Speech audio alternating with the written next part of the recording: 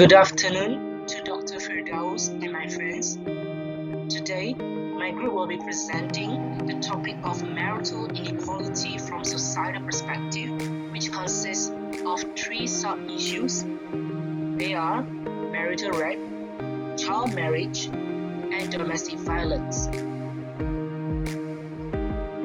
We would like to start with the topic of marital rape.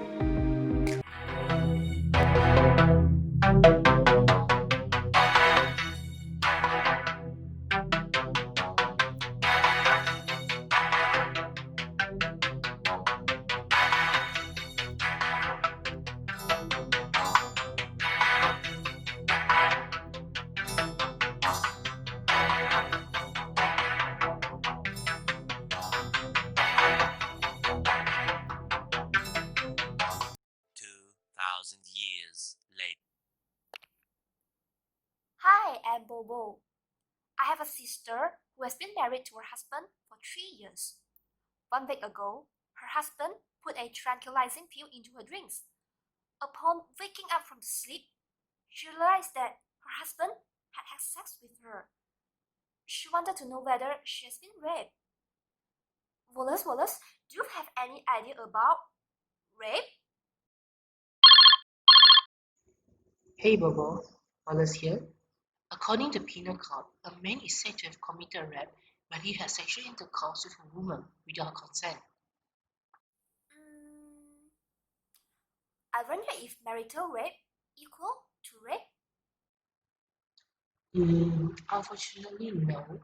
Marital rape can't be regarded as rape according to the law of Malaysia, as Malaysia has yet to work out from the conventional meanings of rape. From the historical aspect, women they are not to be the properties of their husband, and having a non-consensual sexual intercourse with them are deemed to be reasonable and lawful. Hence, as a conclusion, I would say that a law does not provide any protections to the woman. Well, I thought under section 3758 of the Penal Code, it does provide that a wife can bring an action against the husband if the husband caused injuries to the wife during the course of a forced sexual intercourse. In that case, did your sister suffer any injuries during the sexual intercourse? You mean injury? I don't think so. I see. Unfortunately, I don't think your sister might succeed in her claim, even though Malaysia has made such an effort. However, this law does not truly recognize the concept of marital rape, and the offense of this liability is merely the injury itself and is not the act of rape. Oh, it's disappointing. Does this mean that she does not stand a chance to seek for justice? Oh, I really hope that there will be some legal remedy to be made available for the victim like her in the future. Yes, I think Malaysia should have criminalized marital rape as other countries do. Because I think everyone should deserve the bodily autonomy and get to decide how their bodies are going to be used.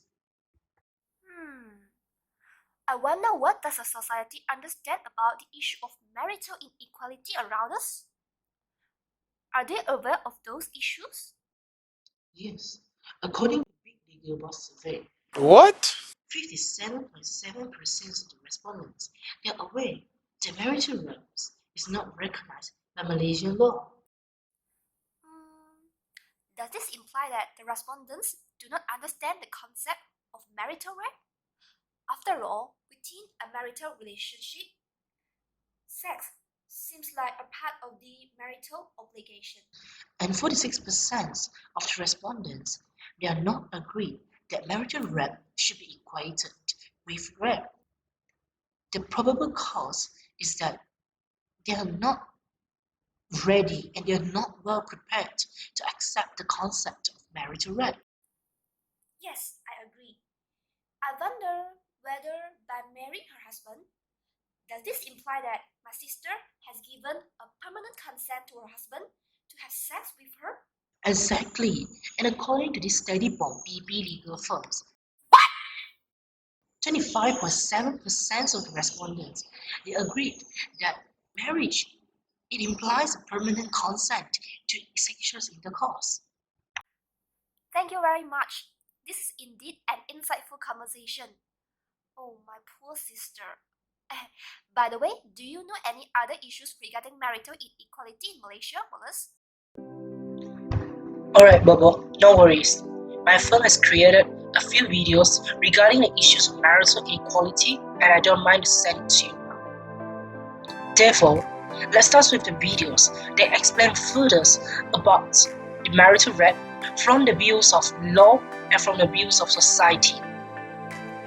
According to Section 375 of the Penal Code, it clearly states that a man has committed rape when he has sex with a woman without her consent. According to Section 375A of the Penal Code, a man is said to be liable under these sections when he caused injuries to his wife during a sexual intercourse. However, we should know that the offense under this liability is only the injuries per se and is not the act of rape.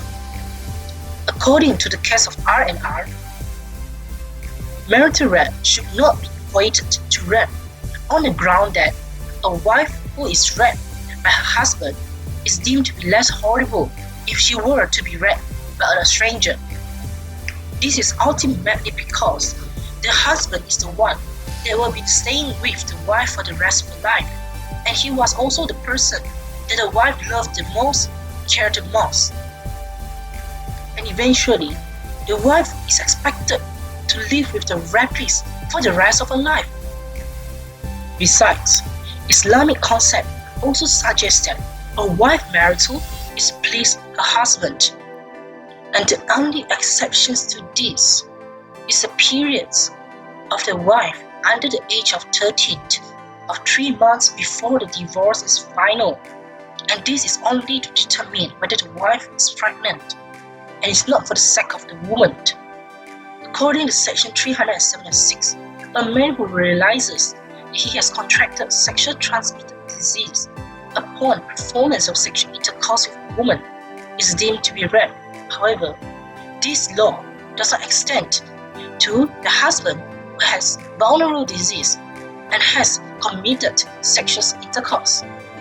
Therefore, I sincerely think that a husband should not escape his liability just because he has gained the positions of being a husband to the victims.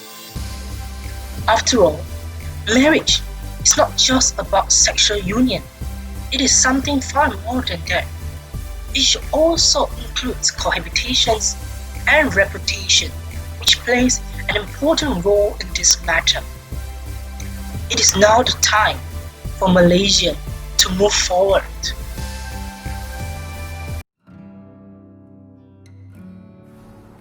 Hi.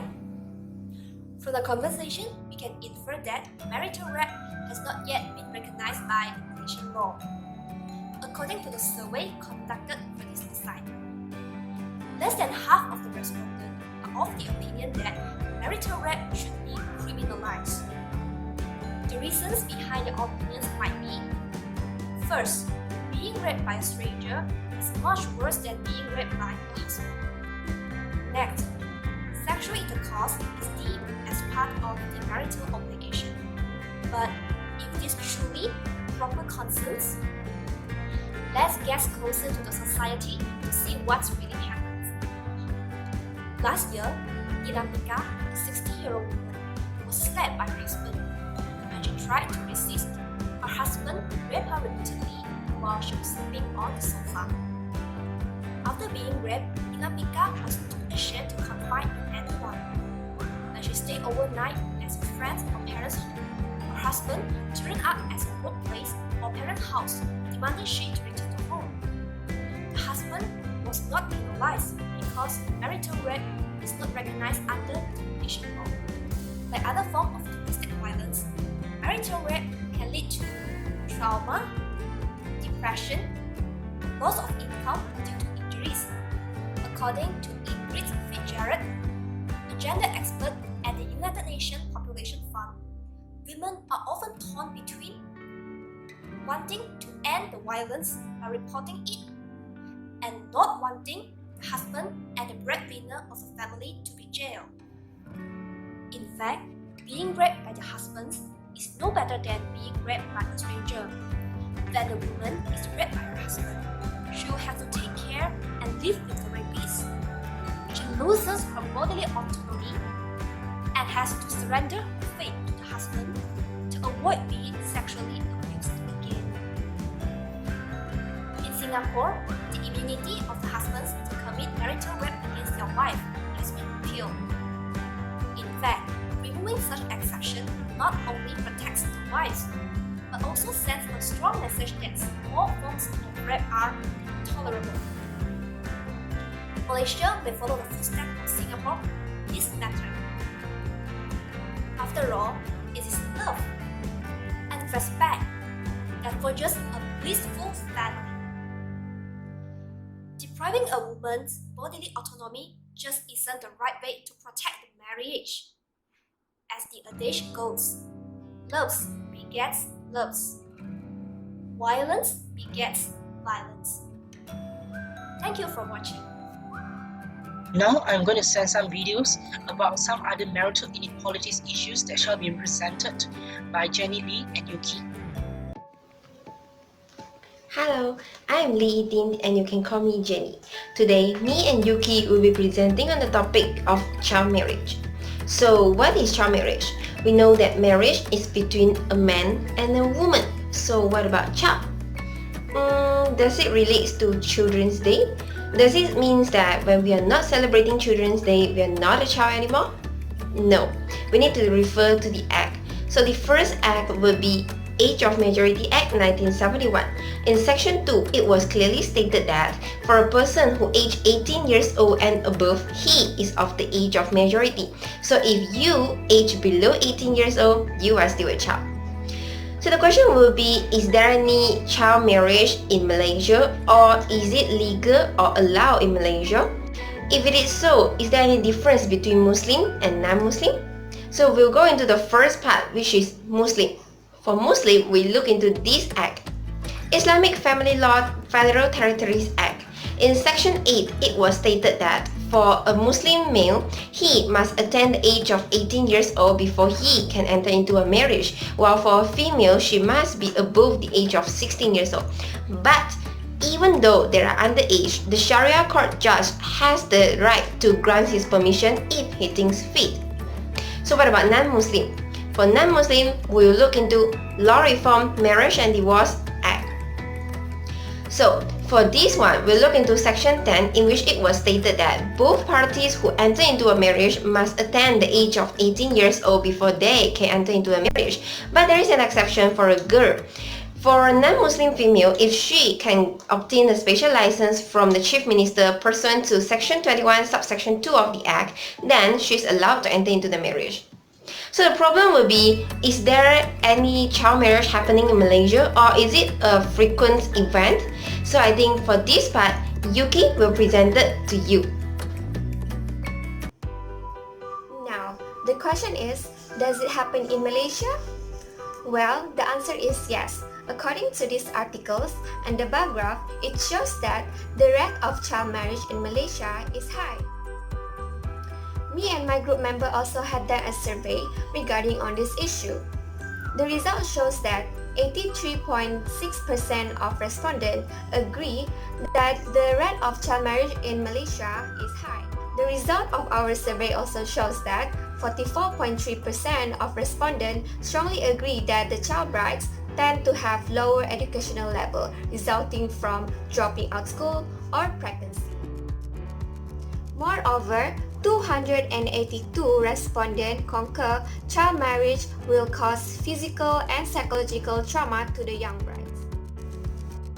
This is supported by 92% of respondents agreeing that child marriage will more likely end up in inequality and domestic violence.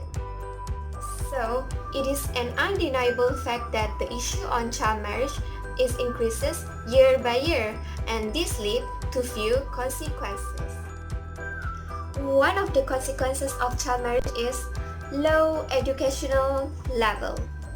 Among 18 of the 20 countries with highest prevalence of child marriage, girls with no education are 6 times more likely to get married rather than the girls with high school education. So, this indirectly will affect the children's chances of getting a better job and a higher standard of living. Now, the second consequences, which is the next point, will be presented by Jenny. So the next consequence of child marriage will be domestic violence. For this, we have referred to one article published by UNICEF in which we have obtained a lot of data from there. And one of the data would be this. 8 out of 10 of the adolescent girls experience domestic violence in their marriage and actually dies in it. What's more is this world map. It shows us that in most countries, most of the adolescent girls who marry underage experience domestic violence or partner violence in their marriage. Next, we'll have this and this. As UK told you before, most of the child brides are of low educational level, and this too shows you that uneducated girls are more tend to experience domestic violence, and more than half of them had actually experienced it. So the next article that we'll refer to is this, child marriage and domestic violence. From this article, we have extracted 2 bar charts. And this too shows you that for a woman to marry underage, they have less power in their household and they have higher chance to experience domestic violence in their marriage. So now, the problem will be, since we know that child marriage brings so many disadvantages or an unfair circumstances to the woman, why is it still happening so frequently in Malaysia? From Penang Institute report, we can see that one of the greatest problems that leads to child marriage is the abuse of Sharia court process. The statistic given told us that from year 2010 until 2015, there's around 1,000 applications each year for child marriage via Sharia court process. And what's more is this, Malay milk. Child marriage used to cover up rape. And this is why we are saying that child marriage is actually an act to legitimizing rape. This can be seen in 3 parts. And we'll go one by one. For the first one, it shows that there is one of the scenarios where the father had raped his own daughter and he wanted to marry off his daughter so as to cover up his crime. The second one will be this. Father married off his daughter to the rapist. This means that the girl had to end her life with the rapist in her marriage. This is terrible because it's not only cover up the crime, but it also destroys the future of a girl. And the last one will be this. Father married off their daughter to the moneylenders, and the most important point is the court has no option but to agree. So, seeing that there are so many weaknesses in our country in curing child marriage, is there any recommendation to deal with this? So, for this, Yuki will be presenting about it. Okay, now I'm going to continue with the recommendation part. Although Law Reform Act prohibits childs under 18 years old and girls under 16 years old to get married, cases on child marriage are still increasing year by year. So, what should we do? What should the government do? Well, Yuki, firstly, action are needed to influence family and community norms related to child marriage. For instance, communication on early marriage prevention in Ethiopia has included radio serial drama such as Dimbiba, which means getting the best out of life, which address early marriage, marriage by adoption, women's empowerment, girls' education, and health. Furthermore, the evolving movement of Girls Not Bride. This is a global partnership of over 180 organizations is working to end child marriage by raising awareness among the community. Last but not least, Section 8 of the Islamic Family Law, which is silent on the issue of consent of the child, also ought to be amended. I see. Now I know. Now, let's focus on domestic violence, which will be presented by Miao and Anissa. Hi everyone, and welcome to my segment on domestic violence and marital inequality. Domestic violence is generally a gender-based crime and is deeply rooted in societal inequality, especially in marriages where the man is usually the one inflicting the violence and the wife is the one who is the victim. It's believed that Malaysian authorities have acknowledged the seriousness of this crime and taken legal actions to curb it. So, what are the things that we are going to focus in my segment today? We'll look at legal protections and its weaknesses leading to challenges of the battered wives. Legal protection number 1. Section 4A of the Married Women's Act, which was repealed from Section 9 of the Married Women's Ordinance. Section 9 of the Married Women's Ordinance initially only allowed claims for property, while Section 4A was repealed from it to allow spouses to sue each other for torts of injuries after the case of Muhammad Habibullah and Farida. Number 2. The Domestic Violence Act 1994. Did you know that this act was the result of nearly a decade's effort of NGO women organizations fighting for it? This act is indeed a treat to married women all over the nation, as they can be assured in cases of domestic violence, they can get compensatory damages, or attend counseling sessions for reconciliatory purposes, or in the cases that are really severe, criminal charges can be raised under the Domestic Violence Act or the Penal Code. A couple amendments were made to the Domestic Violence Act in 2017, and one of the most important additions is allowing the application of the Emergency Protection Order (EPO), which is applicable within 2 hours of the abuse, and it can last for a week. This gives time to the abused victim to apply for an interim protection order or a protection order from court within that period, and to give immediate protection. So, yes, we do indeed have all of these legal protections, but they are still, however, subjected to weaknesses, and these cause challenges to the battered wives in seeking protection under the law. Weakness number 1. The Domestic Violence Act has to be read together with the Penal Code. According to Section 13, Subsection 2B of the Domestic Violence Amendment Act 2017, protection orders can only be obtained if there is criminal proceeding under the Penal Code against the husband, or the offence is one compounded under Section 260 of the CPC. So this means that actions can only be raised if they are related to penal code offences, and this rigid requirement stumps the efficiency of the Act. And thus, domestic violence can't be curbed although there are renewal or improvement of the penalties. Weakness number 2. When domestic violence is suspected, it has to be referred to Section 110 of the Criminal Procedure Code, which is used to determine whether such offence was seizable. If it is seizable, immediate investigation can be conducted.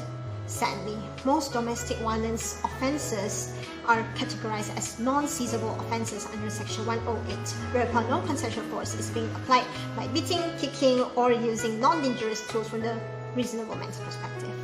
Weakness number 3. The law doesn't extend to the traditional thinking society, which still values concept of men being masters of the house. If you look at Confucianism, going against the husband's will of raising opinions is ultimate taboo. And for Indian wives, they mostly treat their husbands as if they were God.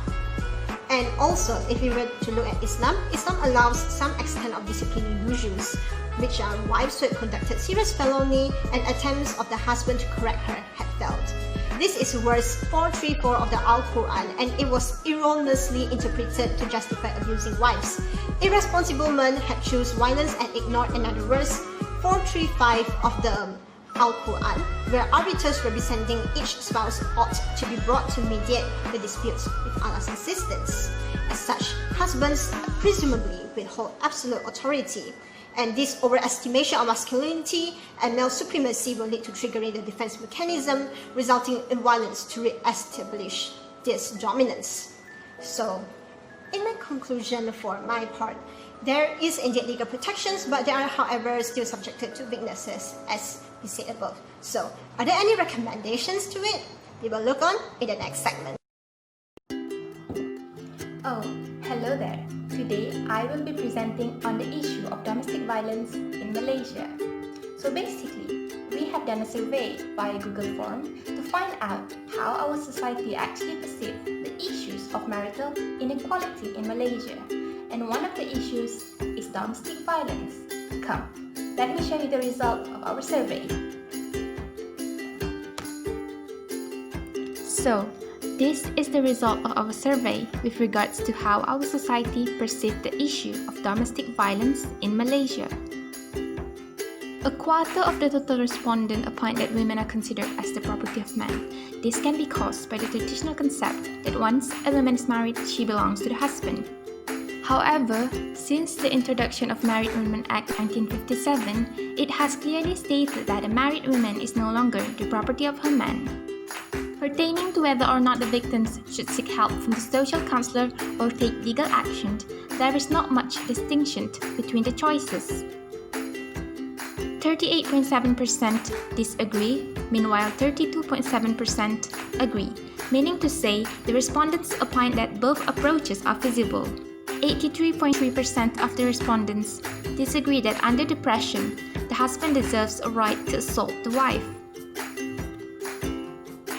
This depicts the abhorrence of the public towards domestic violence, as marriage shall not involve violence, but rather it is meant to be preserved by love. Regarding whether education is a better tool than strict law to curb domestic violence, the graph illustrates a gradual rise from disagreement to agreement. This clearly indicates that the majority of the respondents agree that education is playing a more salient role than the strict law. Oh, hello there, I'm back. So, as has been discussed earlier, there are just so many weaknesses in our country's law with regards to domestic violence. And I'm sure it must be worrying you tremendously. The question is, how can we solve this problem? And is it possible? Fret not, because it is possible. Here, I have prepared for you a list of recommendations in order to curb domestic violence to promote marital equality in our country. So, here are the recommendations to curb the issue of domestic violence in order to promote marital equality in our country. Firstly, as you can see here, Malaysia should implement the model of domestic violence court like several other countries such as Australia and New York, United States. So how does the model work? It is used to simplify the court proceedings for distressed women, creating fuss-free court navigation and catering to their complex needs. This in turn will definitely make it a lot easier for the victims to succeed in the proceeding. Secondly, the application of the Domestic Violence Act, which must be perused strictly with the penal code, should too be mitigated.